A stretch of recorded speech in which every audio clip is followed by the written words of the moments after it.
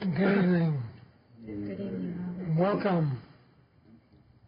I welcome you with all my heart. It is good to be with you once again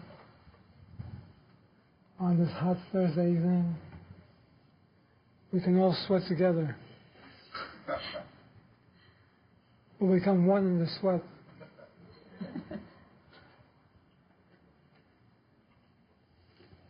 All of your desires, all of your needs, all of your wants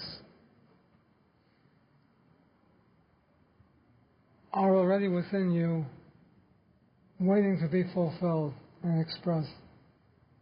Ponder this.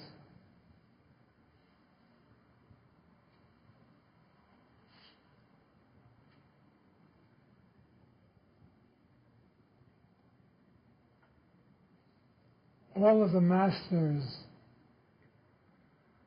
the teachers, the saints, the sages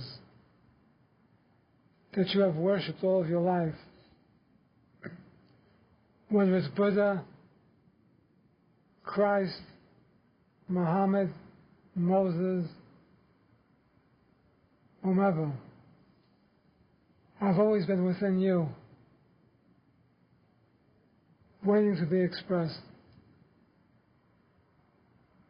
Ponder this.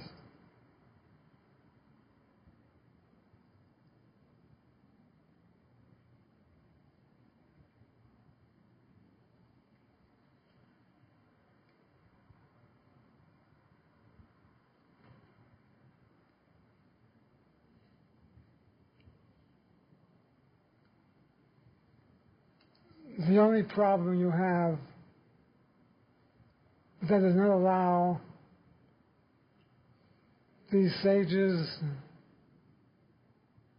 your desires, your wants to be expressed through you, is your noisy mind. Ponder this.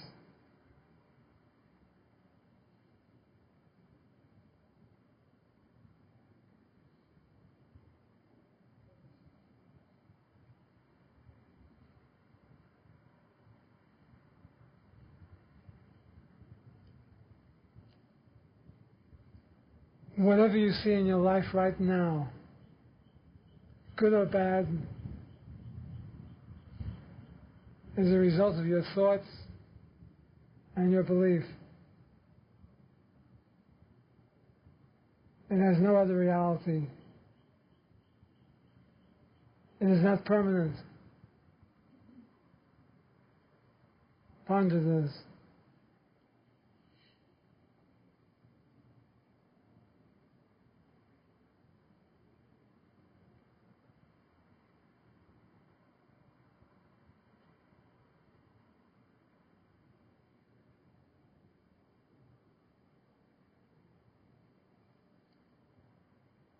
There is absolutely nothing in this universe that can hurt you or cause you physical harm or cause you pain, except when your mind is trained to believe these things. Ponder this.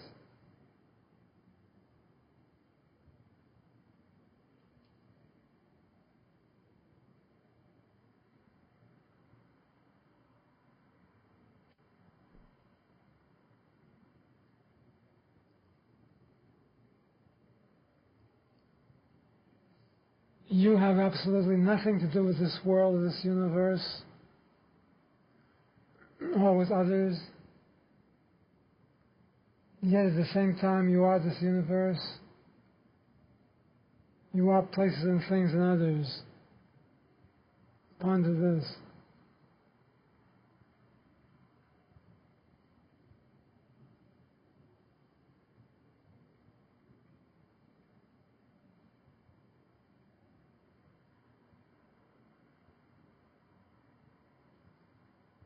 No one is responsible for where you are right now, whether you like your position or you do not. This is where you are karmically. This is where you're supposed to be. And all is well. Ponder this.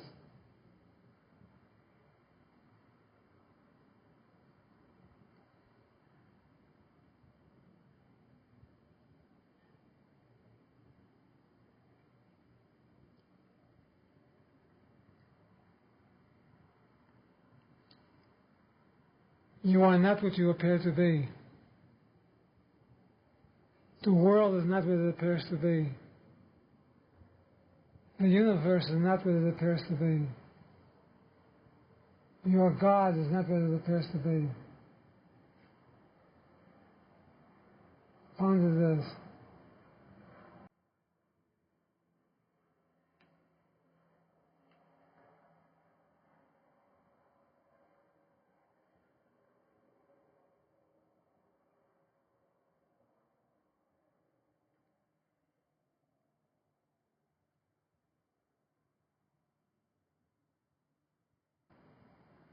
The substratum of all existence is absolute intelligence, choiceless, pure awareness. Therefore, how can there be evil, so-called, on this earth? How can there be sickness, man's inhumanity to man, lack of limitation on this earth? If the substratum is pure consciousness. Ponder this.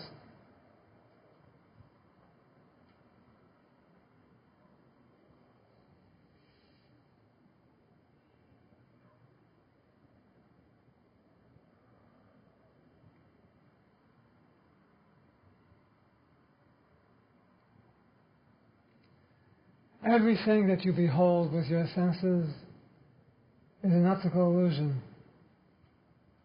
Ponder this.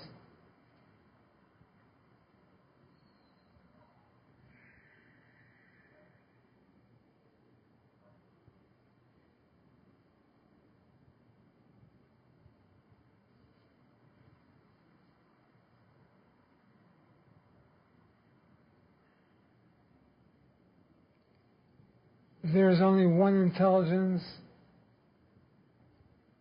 one consciousness,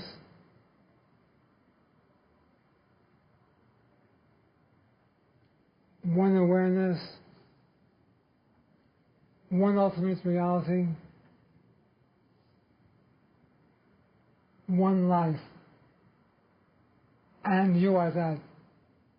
Ponder this.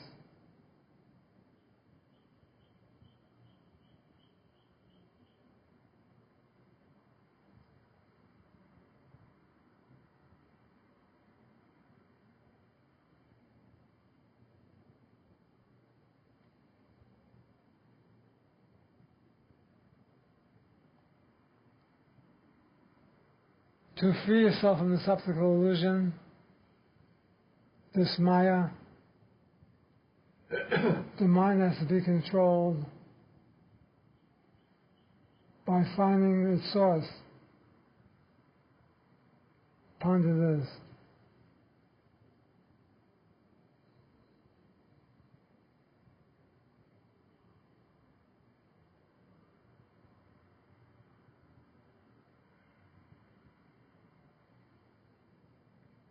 You find the source of the mind by following it to its original place of origin. From where did it arise? Who gave it birth? How did you come by a mind?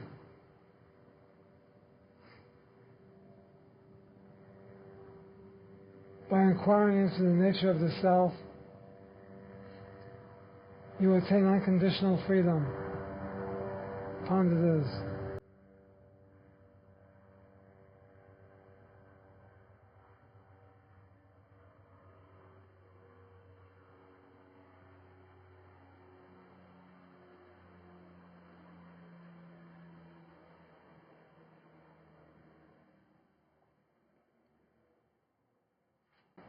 When one intelligently investigates the source of I,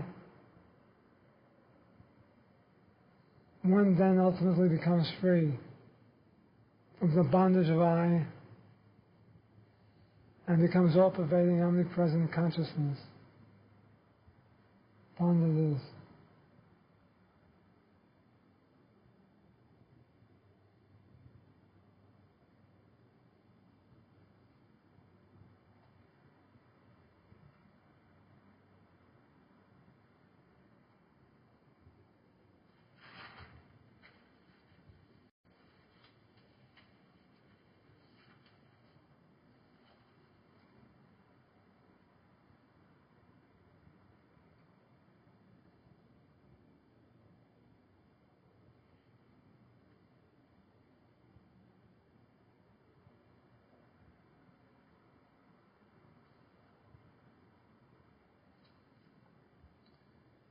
Your past only exists because you think about it.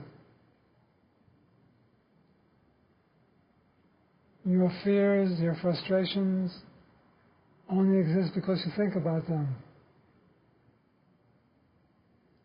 Where would they come from if you didn't think about them? If you didn't bring them into play in the present? Where would they come from? How would they be there? You are the cause of all of your problems. Ponder this.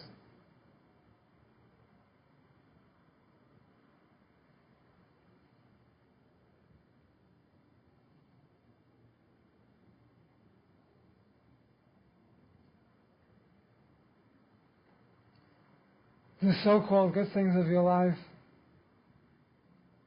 are equal to the bad things of your life. They are both karmic, and you have created these things at one time or another. You are now experiencing them. The only way to remove them from your life is through inquiry. To whom do they come? What is their source? Ponder this.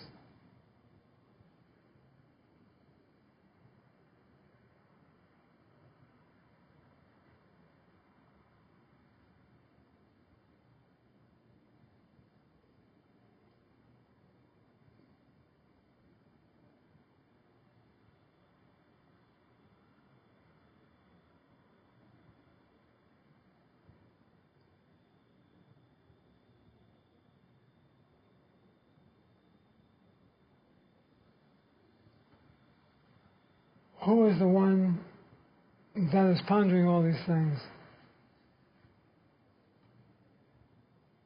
That one must go. Ponder this.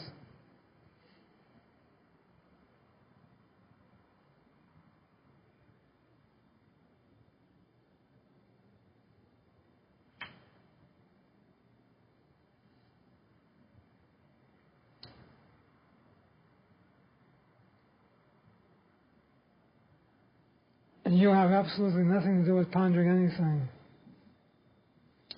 For His truth is already present, shining in all its glory and splendor. And you are that.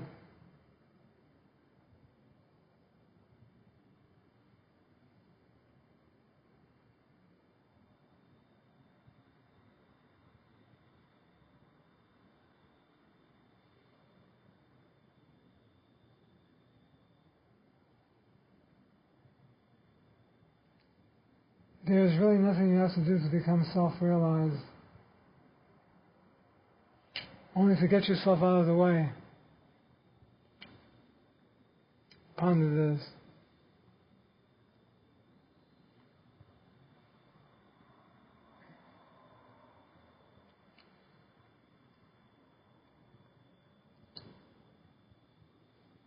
Since there is no one to ponder, why are you pondering this?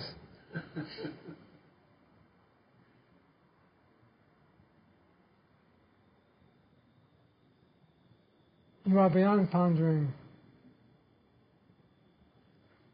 beyond trying to change conditions, beyond trying to improve your humanhood. beyond trying to get along in this world. Since you are already the world, there's nothing you have to do but awaken to the truth. Ponder this.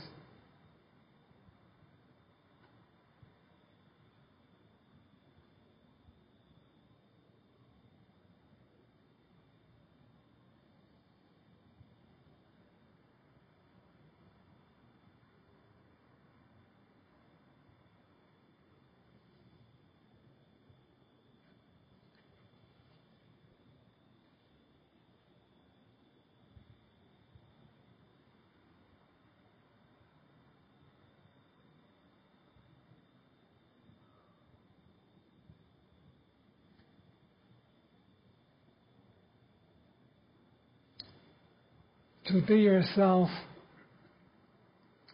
means not to be the body or the mind or the conditions in your life. Ponder this.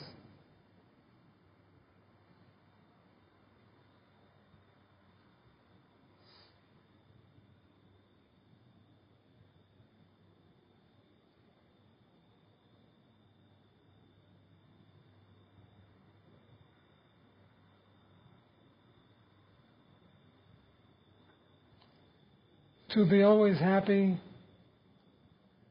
to be always contented, always at peace, and not to think at all, are the marks of realized being. Ponder this.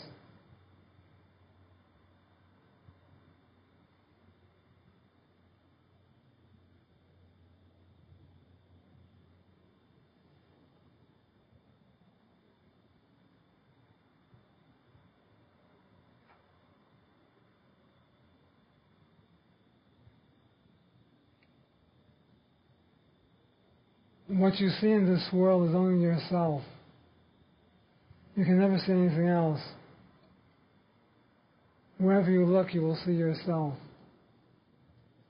If you are troubled, you will see troubles everywhere.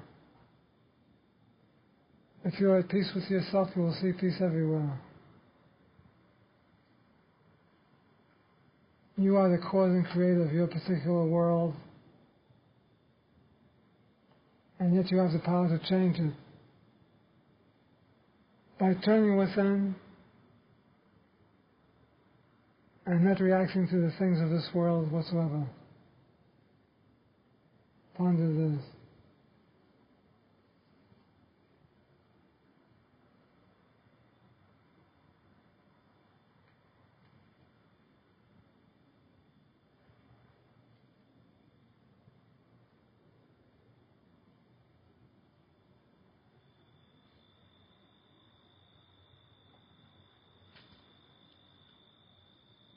You are born into a certain situation with certain parents, certain religion, certain environment. This is all right, and this is all good, and this is how it should be. Use the opportunity to awaken. Instead of feeling sorry for yourself and comparing yourself with others, use the opportunity to awaken, to become totally free by negating all these things and understanding the truth about yourself. Ponder this.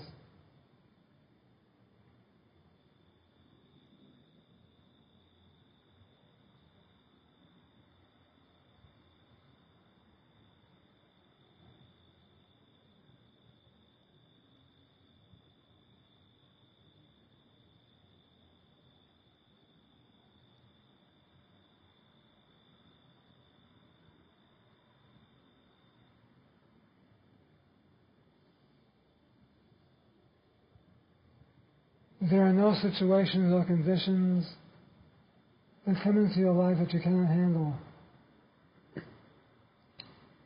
You have been given the power to handle everything that comes your way. The wise person does not feel sorry for themselves, but rather transcends and transmutes their environment, their condition, by turning within and realizing the truth. I am Brahman. I am absolutely pure awareness.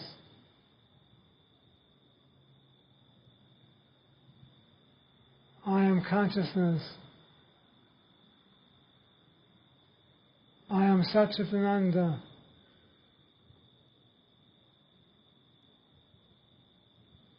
I am that.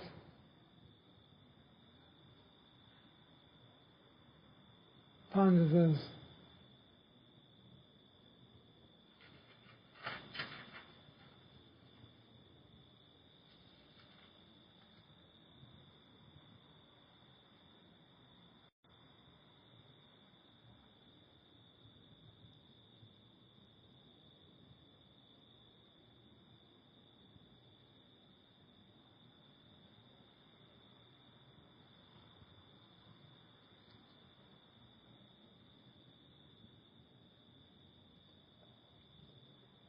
It is a rare privilege to be born as a human being, even though it's an illusory birth. But to be born as a human being is the only way you can find yourself. An animal, a tree, a mineral cannot do this. You have been given the rare opportunity of birth so that you may find self-realization and unfold into your true nature. Do not use your time for anything else. This is the purpose of being in this birth, to become absolutely free and liberated. Ponder this.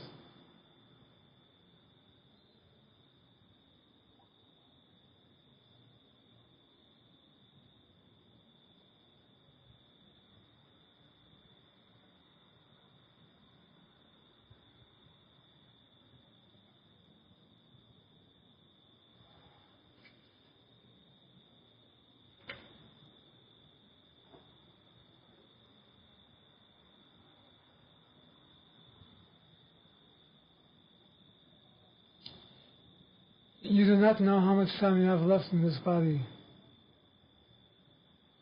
You may be called home tomorrow.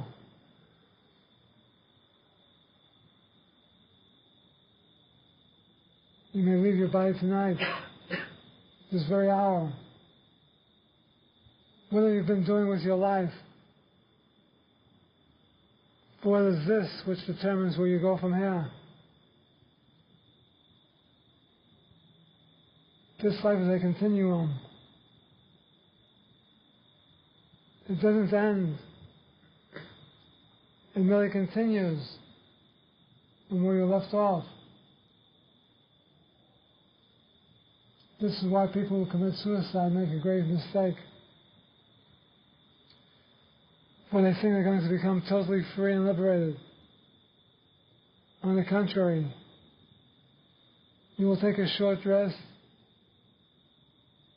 on one of the astral planes, and then you will continue where you left off.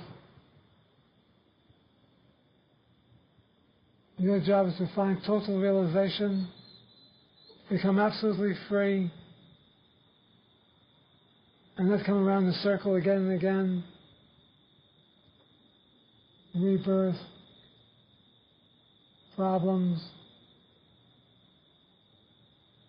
trying to get off the wheel. This is for children. Become free by inquiring, who is it that's bound? Ponder this.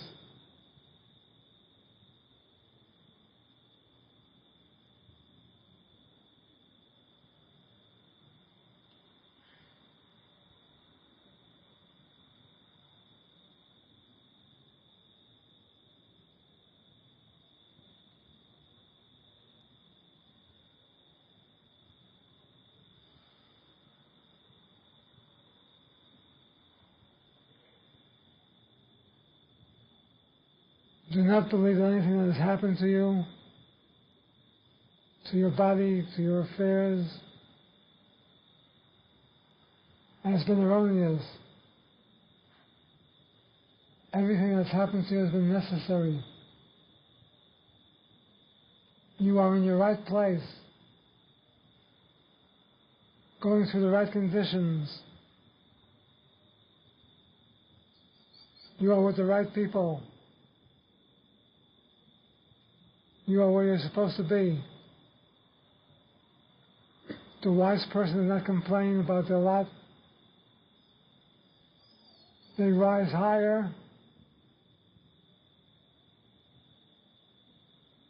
by self-inquiry, by explaining to yourself, inquiring within yourself, how did I come here?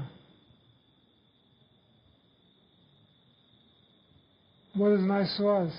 Who am I?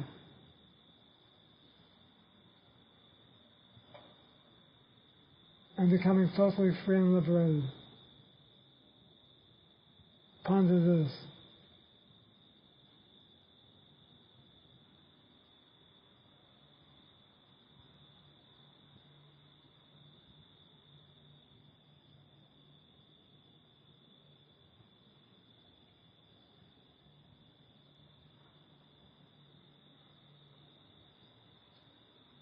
There never was a time when you were not, and there will never be a time when you disappear. There is no birth for you. There's no prevailing of the body. There's no disappearance. There's only eternal life. Ponder this.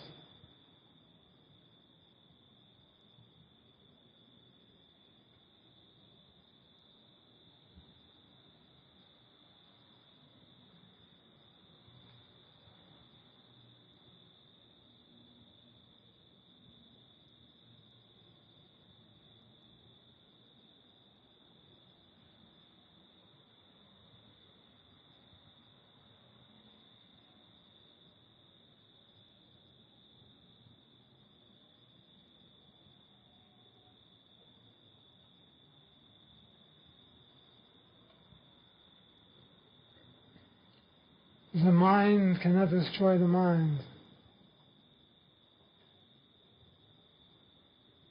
Pondering cannot destroy the mind. Thinking cannot destroy the mind.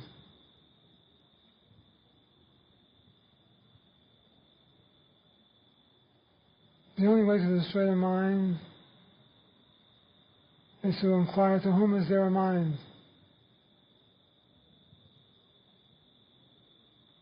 Ponder this.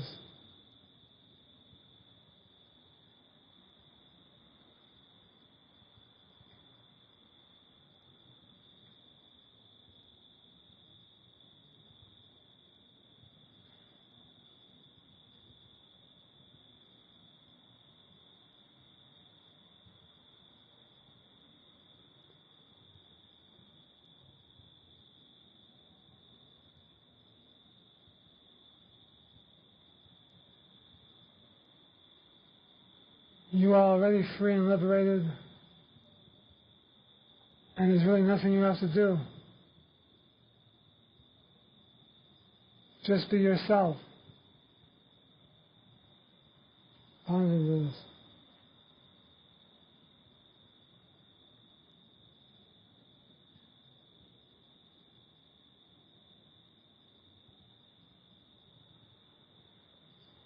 To be yourself means that you're nothing else. To be yourself means that you're not the body, nor the mind, nor the world, nor its things.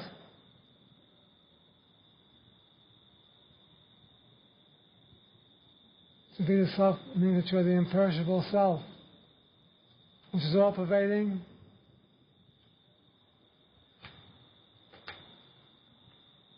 water cannot drown it, fire cannot burn it. You are that self that has always existed. Some people call the self God. Some people call the self Brahman. Some people call the self choiceless, effortless, pure awareness.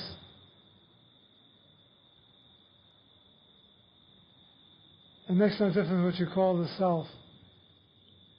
Just to know you as that will free you immediately.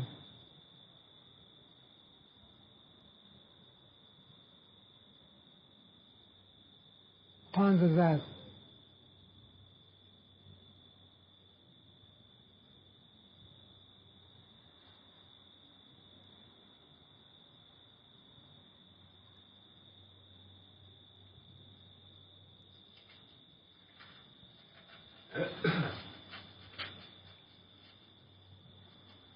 There is really no one that can do anything for you.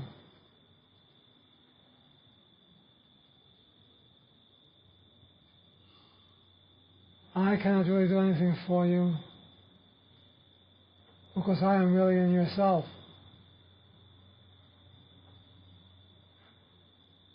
There's no difference between myself and yourself. There's one self.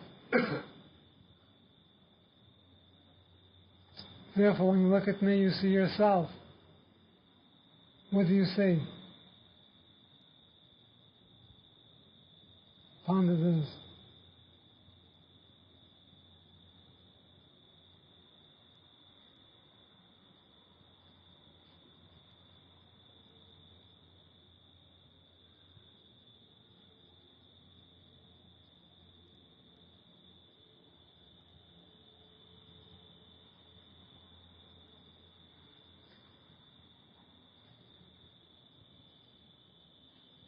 Ponder the one who's been pondering all this time.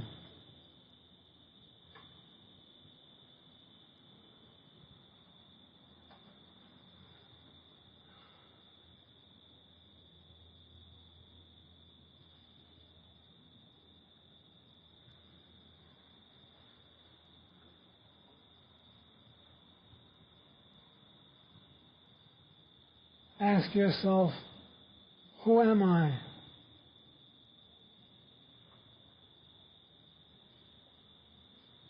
Why is it so hard to become the pure, unblemished self? For whom is it hard?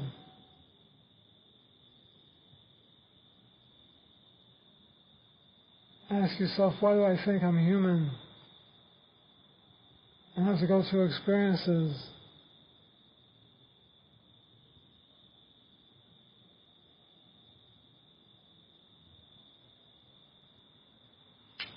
Who's human?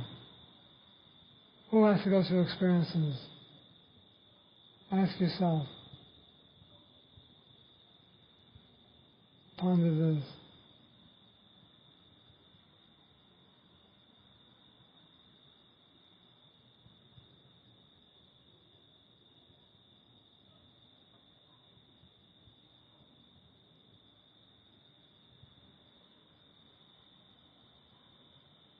That's enough pondering.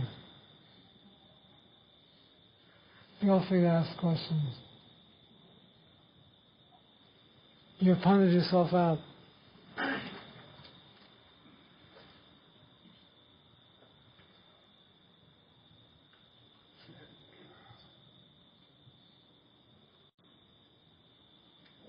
Robert, when you say follow the eye thought to the source, is there a source? Applesauce.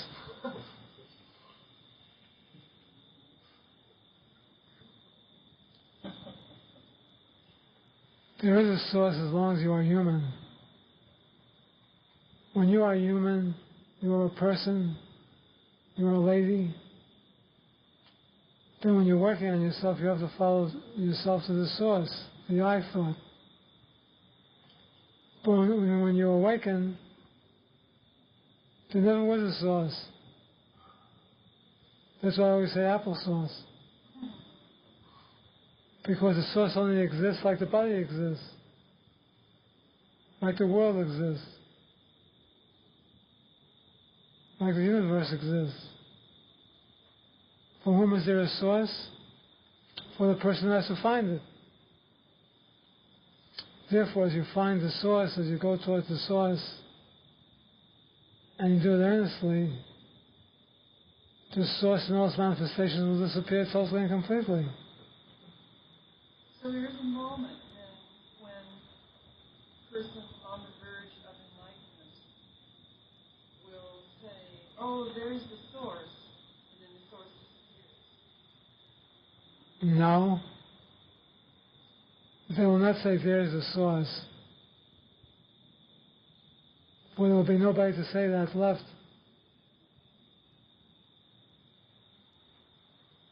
As long as you say that there's the source, there's a semblance of the ego left, of the mind, that says that.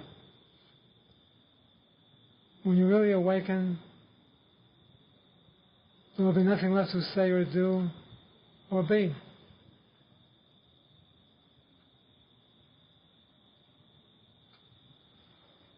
The source itself is a creation of the mind. Yes. What? The source itself is a creation of the mind. But as long as you're using your human faculties to find yourself, we have to talk about a source. It feels like chasing a ghost through an empty house that doesn't exist. That's what you're doing. But who's doing the chasing?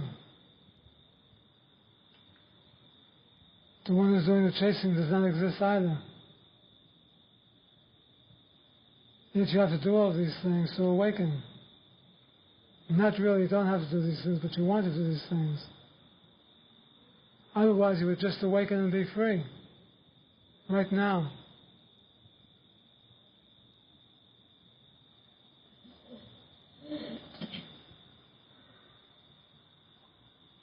Think, what's holding me back from awakening right now?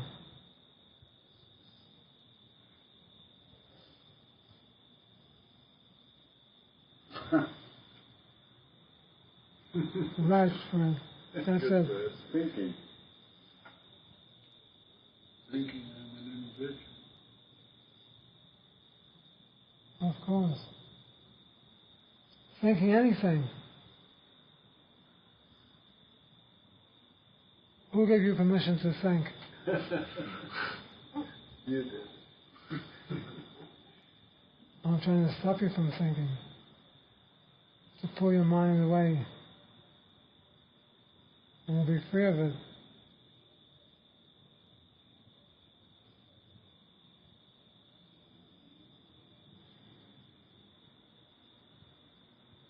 Many of you think it's so important to think.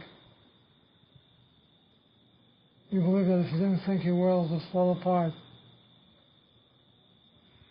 On the contrary, if you didn't think, you would become one peaceful, happy person. You'd have total peace and total happiness. And you would always do the right things.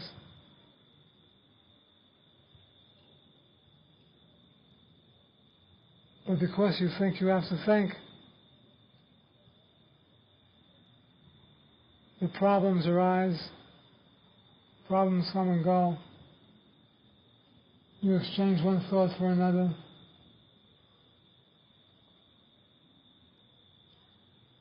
And you keep playing these games with yourself. Until you get down to facts, you get down to the place where you want to stop thinking and be liberated. You put this first in your life.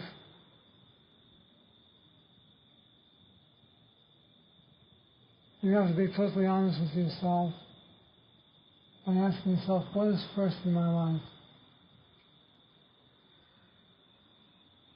And not fool yourself.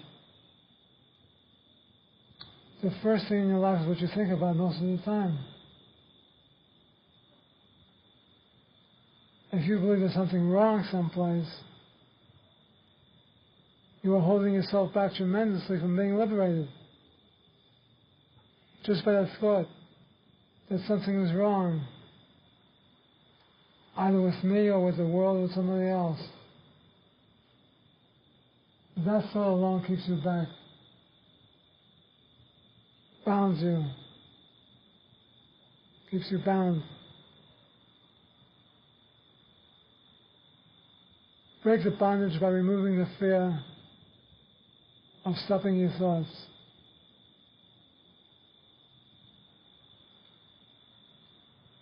Feel deep in your heart that nothing in this universe can ever hurt you or wants to hurt you.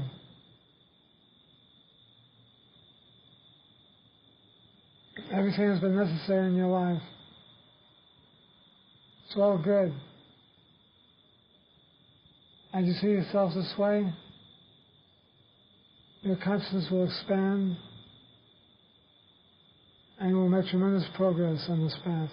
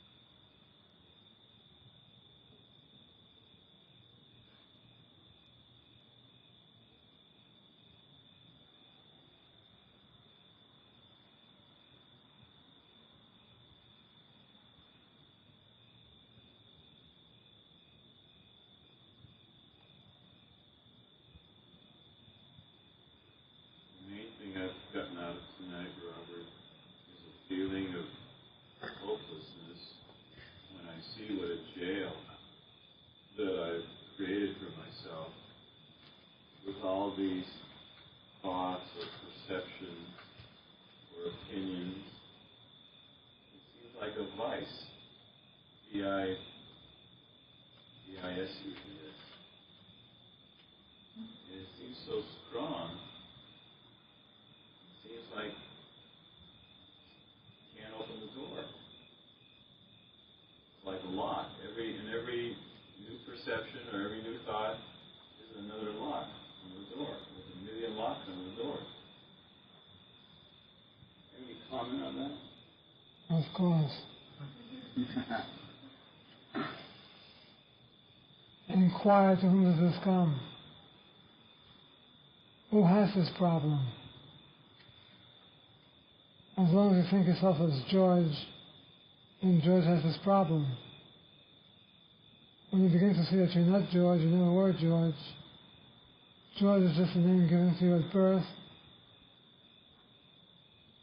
You really are all-pervading consciousness. There's no lock. There never was a lock. You're not bound. There never was bondage. It's like the story of the person who was thrown into a dungeon and was in this dungeon for many years. They forgot all about him. They would just show a plate of food under his cell every day.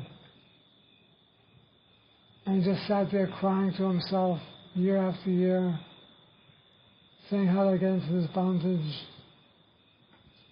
how to get thrown in this dungeon,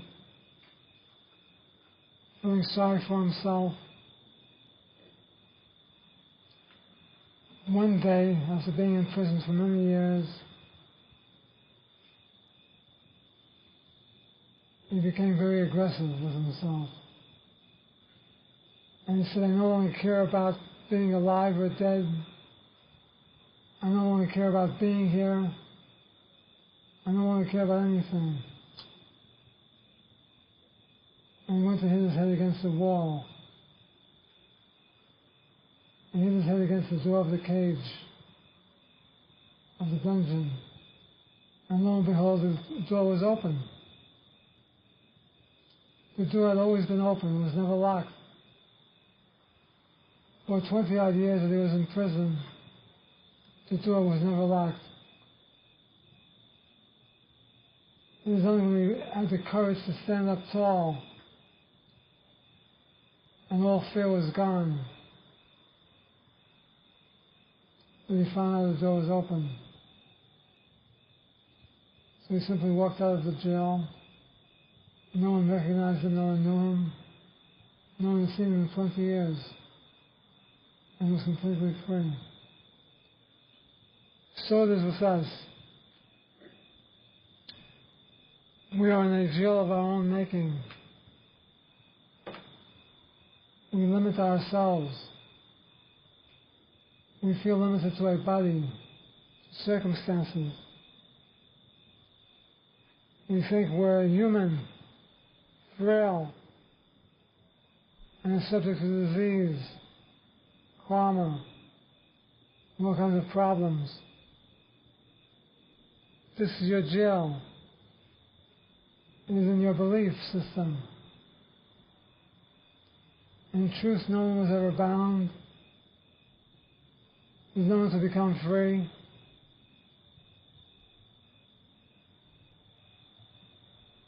You are Brahman. And you've always been pure awareness. This is your reality. This is you. See it. And the fellow opened the door and walked out. So when you realize you are that,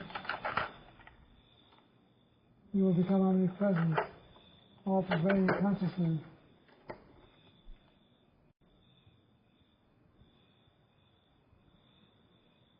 Whatever it's worth, sort of back to the physical, but it was just a good point. I don't know, it was about 3-4 months ago, I was down at Museum of Industry in USC, science, and they had all these galaxies on the wall, right?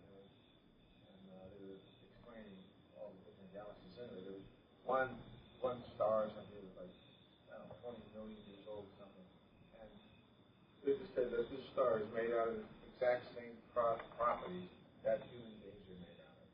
And it was kind of put you in awe, you know. Like you said, we've always been in this world with all the same stuff. This simply means that human beings are the microcosm and the macrocosm. Within yourself is the whole universe. The distance between two atoms are the equivalent distance between two planets.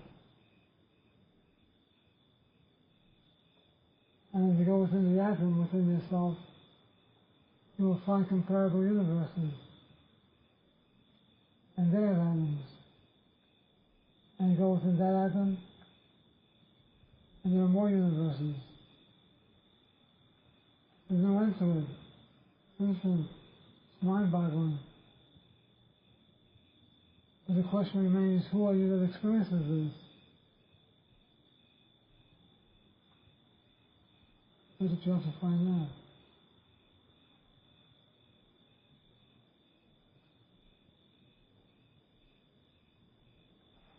Now, Robert, are the thoughts that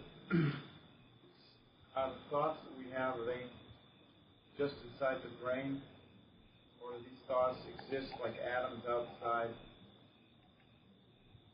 the brain, and the brain's an antenna that picks up thoughts? The brain is part of the body. The body itself is a thought. Therefore, what you call the brain is a thought. It doesn't really pick up anything. It appears to be a thought that you're able to think of other people, other places, other things. But in reality, this is all the result of the mind, or the ego, or the I thought.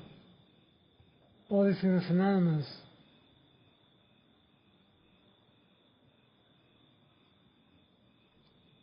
We can say something like the ego, the mind, is like a knot between the I thought and the personality. when the nut gets cut, everything merges in the self, in the heart. You become totally free. Therefore, all the thoughts that you think with your brain come from the mind. When the mind goes, the brain will just be a simple function of the body that will keep keeping you alive like you are now. Only you will know, you will understand the reality that you are not dead at all. Yet you will be able to function beautifully. Everything will be done the way it's supposed to be done. And you'll be at peace.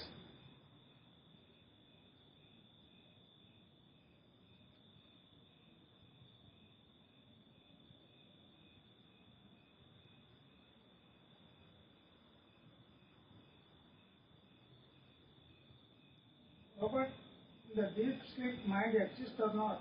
Who remember I am in deep sleep? In the deep sleep, I exist. The mind does not exist. In deep sleep, the witness of the sleep exists. This is why when you get up, you can say, I slept well. I slept good. Think of what you're saying. You're saying, I slept well. I slept good. If you had any dreams, you will say, I dreamt. And when you are awake like you seem to be now, you will say, I am awake. But notice the I was the witness to all three states of consciousness, to the waking state, to the dream state, and to the deep sleep state. When you discover who the I is, you will realize the I is really Brahman, Satchidananda.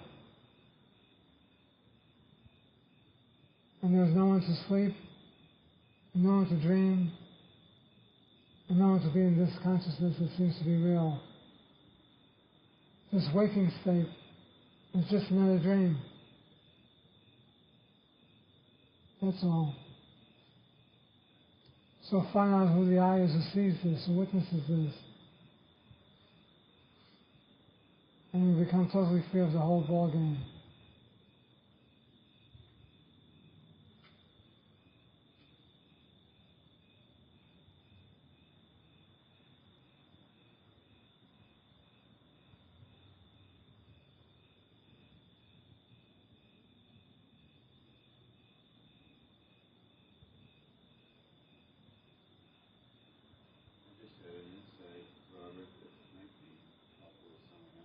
I just saw that anytime I stop myself from doing something or saying something because of a fear of it being embarrassed, that all I'm doing is strengthening my ego. True.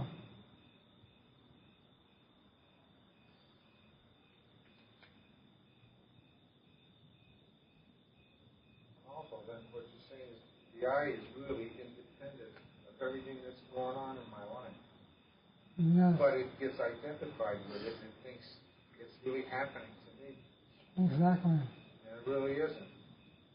It's happening to the I.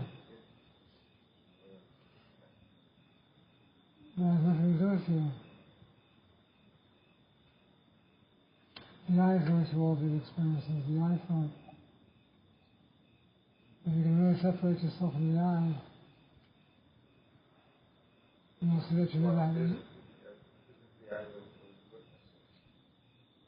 The I is the witness, but in reality, the I is I am. The I is really Brahman. And we think the I is. We identify with the I and we think the I is us. I have a body, I have a pain. I feel this and I feel that. So we have lowered Brahman into the material world, so to speak. But as we continue searching for the I and following the I, the I will turn into Brahman.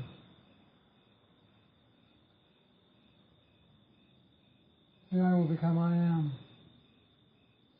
Which it always was. Which it always was, yeah. It just took a little vacation. Exactly. Why does it do that? It's such a stupid process. It doesn't really do that. You should question yourself, to whom does it do that to? Who believes this? Well, the notion of a separate I arises from pure consciousness. Where else can it come from? No. Where does it come from? Where does the word in the mirage come from? It doesn't. Exactly. It's an optical illusion. We are talking about these things. We have to use words to explain these things. And we get into all kinds of nonsense. If you can only understand that nothing exists,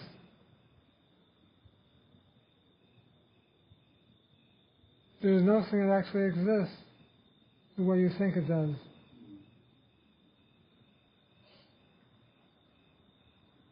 Then you'll realize consciousness cannot do anything to anything. Consciousness is self-contained, pure awareness. It only knows itself. It knows nothing but itself. It knows itself as absolute reality. Does it act as a screen for all these scribbles of... That's the stage we go through too. That's the screen. We use a screen image. That's just an image. Yes. It really has nothing to do with consciousness. No. We attribute consciousness as a screen on which all this is written. Yes. But that isn't true. No, not really. Why do we say it like it is true? Because we refuse to sit in the silence. If we would sit in the silence, we'd realize all this is a lie. When I try to sit in the silence with you people for an hour or so, you complain to me. You call me on the telephone and say, Rob, why don't you say something? Why don't you lie to us some more? That's what I've been doing all this time. But the people that are for that are being silent. Are you counting their vote also? Well, unfortunately, there are more people who want me to talk, and more people want to keep silent. But you're a big boy. You don't have to follow what those people want. While I'm here to be of service, and while I'm here, we'll talk a little, we'll keep silent a little. We'll do whatever we have to do. We could have one night of total silence for those that are interested. I suppose we can.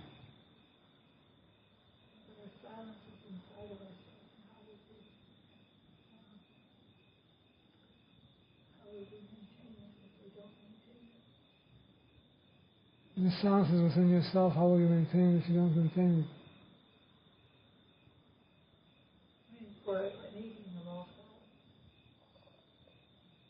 An eating of all silence will turn into havoc. We'll have scratching and moaning. It gives you a wonderful opportunity to watch your monkey mind, objectify it. Sure. That's all what we do anyway when we meditate. Just watch the witness of the mind shenanigans. Of course. We're doing the right things.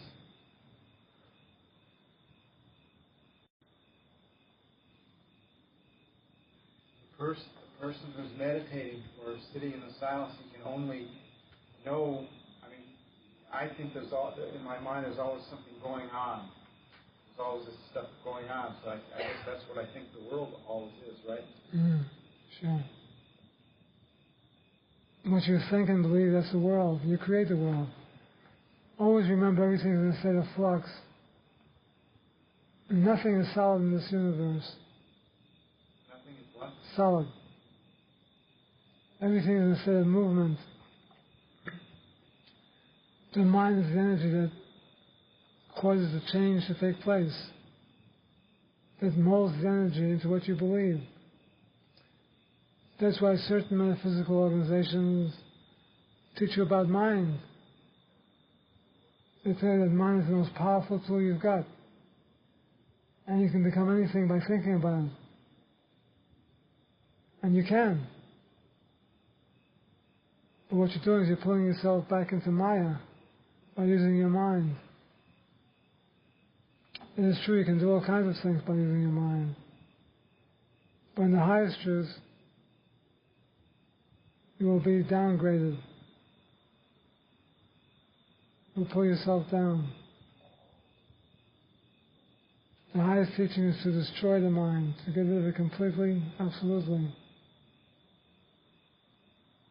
Then the absolute reality becomes prevalent.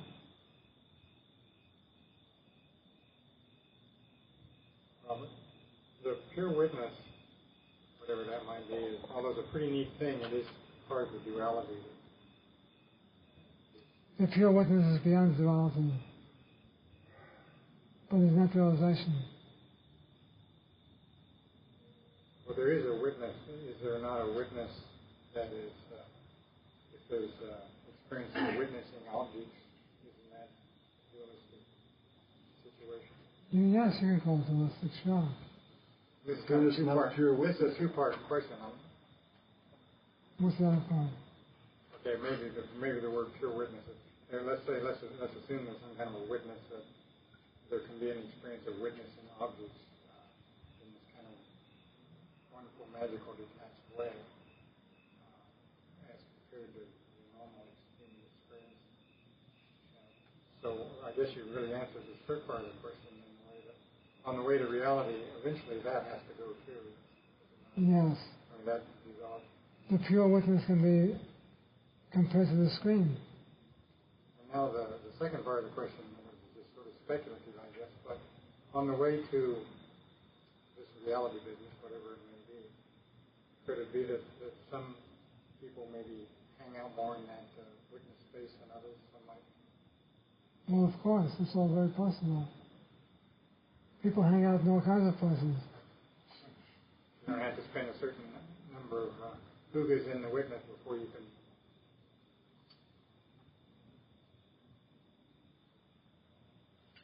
Is there any question? What'd you say? Is that a question you asked? It was started to be one, but I stopped in the middle of it, so it didn't make sense. I'll be quiet now.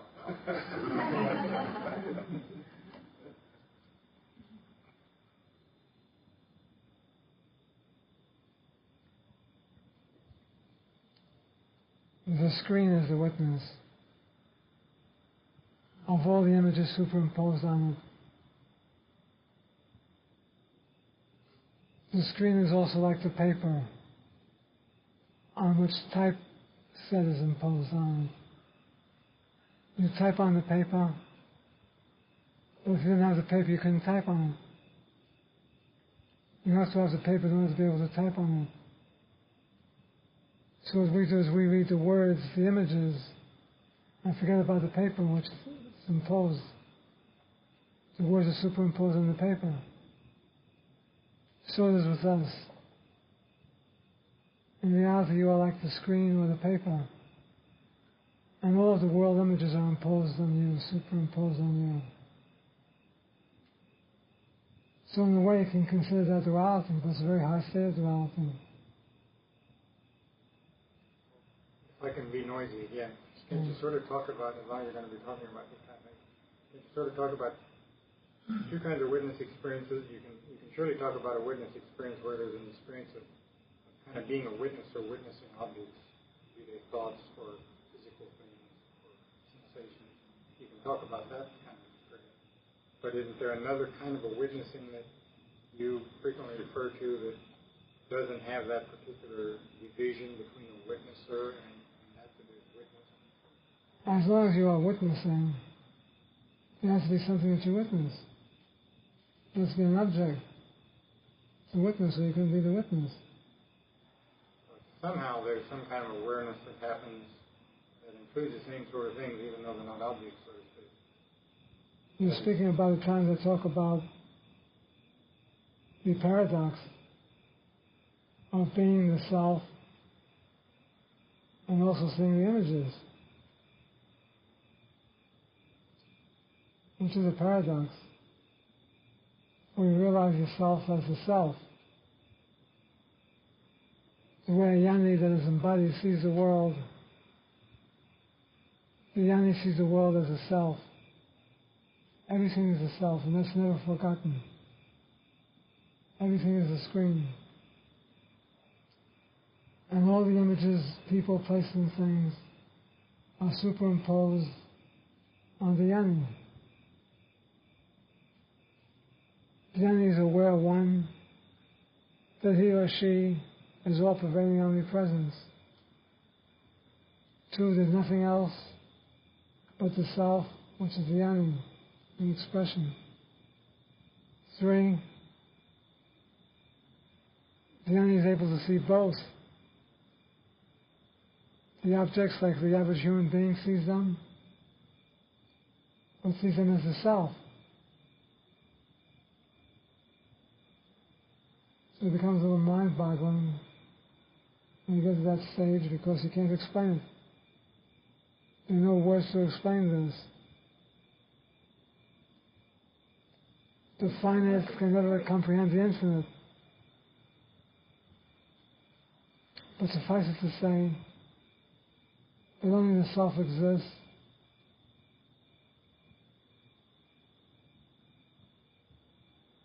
and all is well.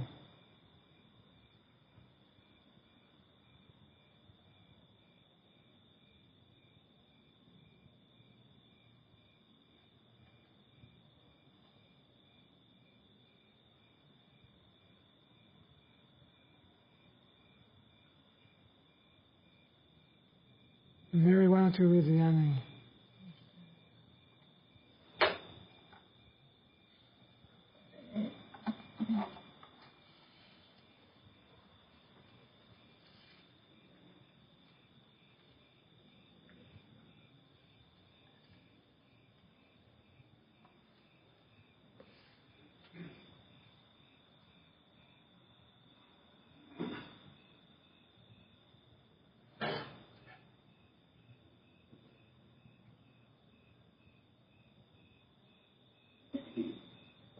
For a Jnani who has realized the identity of his inner being with the infinite Brahman, there is no rebirth, no migration, not even liberation, for he is already liberated. He has firmly established in an experience of the absolute existence, knowledge, bliss, the Satchitananda Atman. The continued existence of the world and of his own body appears to the Jnani only as an illusion, the appearance of which he cannot remove, but which cannot further deceive him, till the time when, after the decease of the body, he wanders not forth, but remains where he is and what he is, and eternally was, the first principle of all beings and things, the original, eternal, pure, free Brahman. While living, and even when the body falls dead, the Jnani rests in his own essential nature, his own Svarupa, that is all full, all pure, timeless, consciousness and bliss. The following assertions, made by Jnani, constitute his own deepest convictions and experience. I am infinite, imperishable, self-luminous, self-existent. I am beginningless, endless, decayless, birthless, deathless. Never was I born. I am ever free, perfect, independent. I alone am. I pervade the entire universe. I am all permeating and interpenetrating. I am supreme peace and freedom absolute.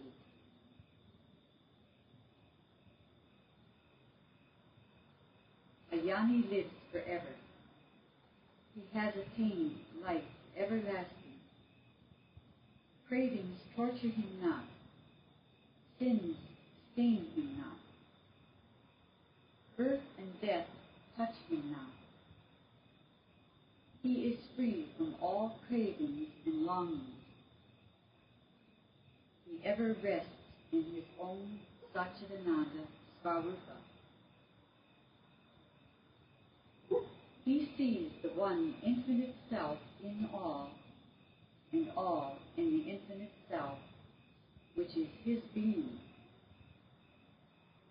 He remains forever as the infinite self of consciousness and delight. Thank you, man.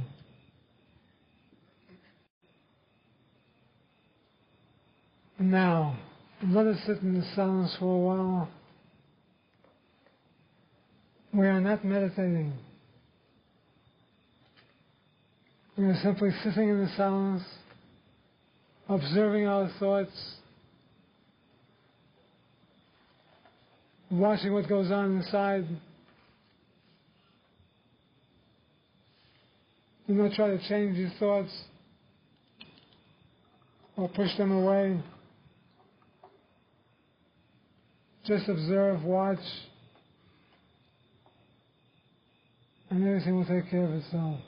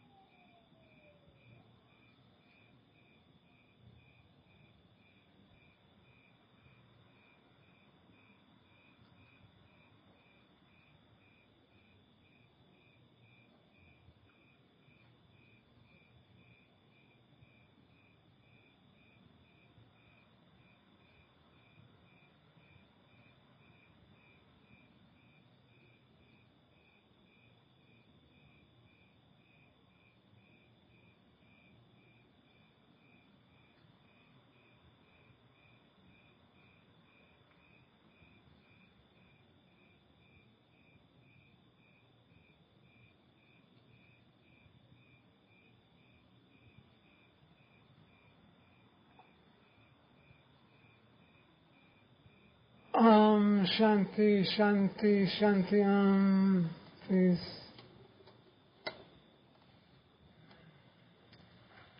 Do we have any messages? No, we do have some of the new transcripts that came in today on the table.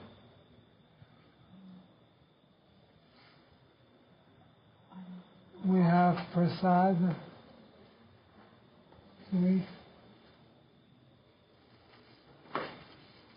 These look good. Pass it this way. We have painting.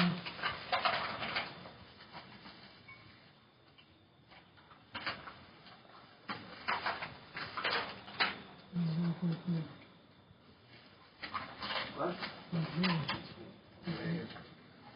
Pass this one.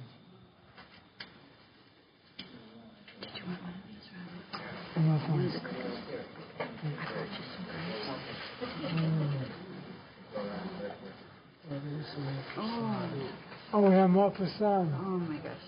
This is good. Oh, that's a heavy one. We have peaches. Oh.